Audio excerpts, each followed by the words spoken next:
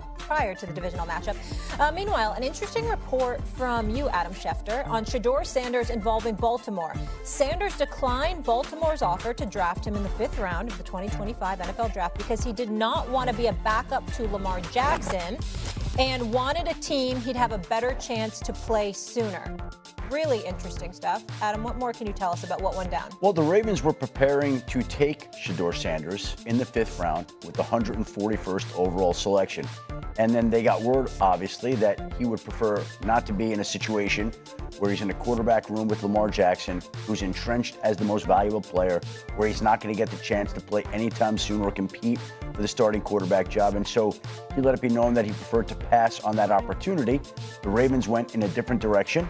And then 3 picks later, Shedeur Sanders goes to the Cleveland Browns, where obviously he has a better chance to get that job at some point in time. We'll see how it plays out over time. He didn't know where he was going to go at pick 141, but in Baltimore was something that at that time did not overly appeal to him.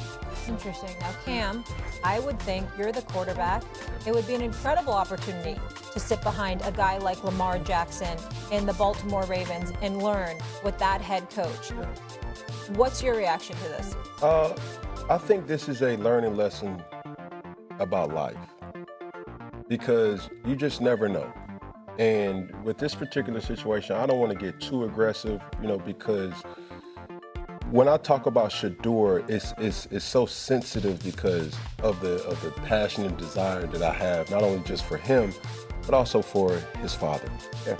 And there are some things that if you could go back and change, obviously hindsight's 20/20. But when you're looking at the better situation is definitely Baltimore, where you could potentially learn from a great and see how he manages so many different things outside of football rather than just performing at an elite level.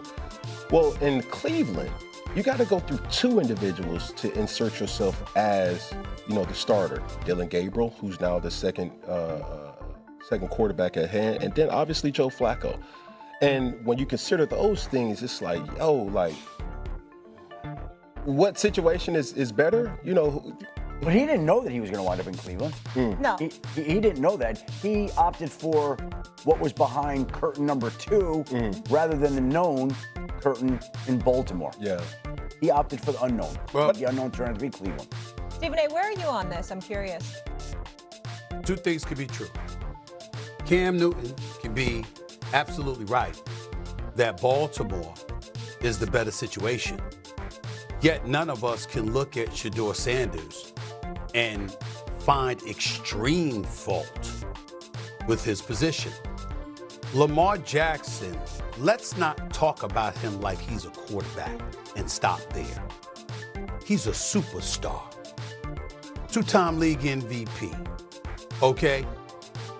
This dude is considered one of the greatest we've ever seen, and he's 28. He's not going anywhere anytime soon. And when you take a job as a backup quarterback in Baltimore, barring injury, you assume you're going to be holding the clipboard and you're going to be practicing. But you're almost never going to play because that brother's not going anywhere. Nobody's supplanting him. And so if you're Shedeur Sanders and you're looking at it from that standpoint, you're coming out of Colorado, you just completed 70% of your passes. Once upon a time, you projected to be a top 2 to 3 quarterback taken in the upcoming draft before things nosedived. Your mentality is that you have a chance at playing sooner than later on various teams in the National Football League. But Kansas City wouldn't be one of them. Baltimore wouldn't be one of them. Buffalo wouldn't be one of them. Cincinnati, there's a better chance there because there's always an injury to Joe Burrow, as Adam Schefter pointed out to me to start the show. That's what you're looking at. And so again, it might not have been wise. I get it because an opportunity is an opportunity. You never know what it can turn into. I understand that. But if you're looking forward to playing in the National Football League at the quarterback spot, you're not going to expect to be playing if you go to Baltimore because Lamar Jackson is there. Can I say this? And I think if I'm Shedeur, you would ideally want to learn behind a guy like Lamar Jackson for this particular reason and this particular reason only. Not a lot of players can really cope with your star power, with your stardom, right? And let's really give credit where credit's due. At 28 years old, being a phenomenal athlete, the thing that I respect a guy like Lamar Jackson the most, we've never heard him have any off-the-field issues. He's been a stand-up guy, and if all of our opinion has always led to his on-field performance. Not a lot of people can relate to what Shedeur Sanders has been through in his whole life. And that right there serves even more to make him a better player because it's the totality of the position. And I think Lamar Jackson would have been able to relate to him in many ways. Such a good point. But how many people are coming out of college thinking about learning instead of playing?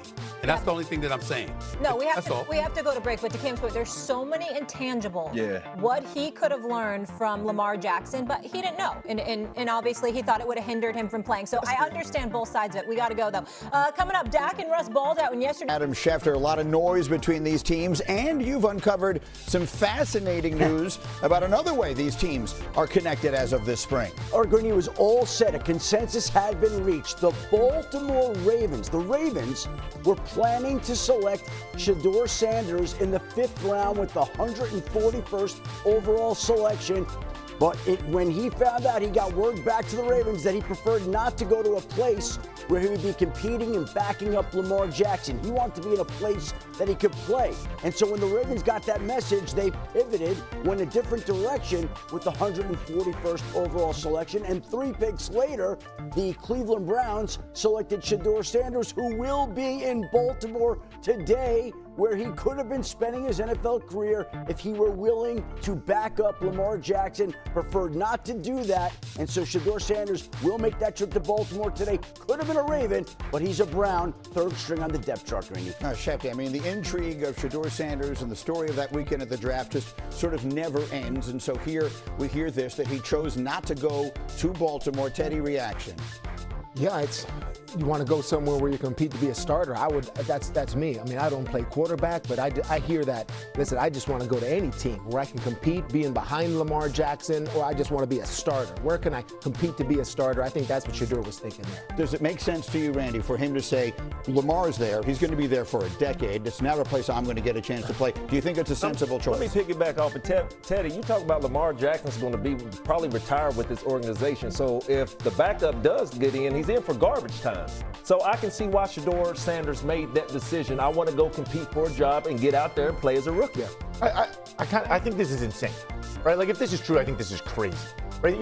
At this point, you're in the 5th round. I understand you had higher hopes, but you've dropped to the 5th round, and you're thinking about being a starting quarterback the next year. I think this is incredibly short-sighted. Like, if you're in this situation, you want to go to an organization that is going to develop you, right? Here you have the Baltimore Ravens, the model of stability in the NFL. This regime's been together for how many decades now? And actually has a track record to develop quarterbacks. Joe Flacco, Lamar, right? Instead, you choose the Cleveland Browns because you think you have a chance to start the next year. And mind you, the Cleveland Browns, who are on the opposite end of the spectrum when it comes to stability, right? This is the same organization that walked away from Baker Mayfield as the #1 pick in the draft. What's he gone on to do? Oh, he's only led the NFL in touchdown passes since joining the Bucs, right? How many